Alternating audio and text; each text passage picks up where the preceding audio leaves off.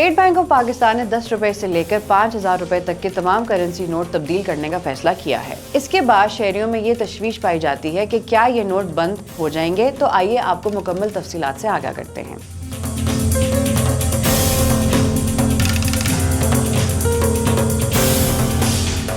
Senate की कायमा committee बराए खजाना के इजलास में governor state bank Jamil Ahmed ने ब्रीफिंग देते हुए बताया कि दिसंबर तक तमाम करेंसी नए डिजाइन के मुताबिक मुतारिफ कराई जाएगी। कागज की करेंसी के बजाय एक नोट प्लास्टिक का भी मुतारिफ कराया जाएगा। नए डिजाइन की करेंसी मुतारिफ कराने के लिए वफाकी काबीना से मंजूरी ली जाएगी। गवर्नर स्टेट बैंक ने मजीद बताया कि 5,000 की करेंसी का नोट बंद नहीं किया जाएगा और न ही ऐसी तजावीज है। प्लास्टिक करेंसी की लाइफ कागज की करेंसी से बेहतर हुई तो मुस्तकबिल में यही इस्तेमाल होगी। नई करेंसी नोटों में तमाम नए फीचर्स मुतारिफ कराए जाएंगे। प्लास्टिक करेंसी के लिए पॉलीमर का प्लास्टिक इस्तेमाल किया जाएगा। रुकने कमेटी सेनेटर मोहसिन अजीज का इजलास में कहना था कि 5,000 का नोट करप्शन की जड़ है। जहाँ करप्शन है वहाँ 5,000 का नोट है। 5,000 का नोट तकियों के नीचे और तहखानों में होते हैं। अगर 5,000 का नोट खत्म कर लें तो ये सिलसिला रुक सकता है। जब 5,000 का नोट जारी किया गया तब उसकी वैल्यू बहुत ज्यादा थी। हम नए नोट्स में भी 5,000 का नोट रख रहे हैं। इजलास में वजीर खजाना मोहम्मद औरंगजेब ने IMF प्रोग्राम के बारे में वजाहत करते हुए बताया कि IMF के साथ मामलात मुस्बत अंदाज में आगे बढ़ रहे हैं। उम्मीद है दिसंबर के बोर्ड इजलास में पाकिस्तान का केस आ जाएगा। मजीद अपडेट्स के लिए देखते रहिए vnews.pk।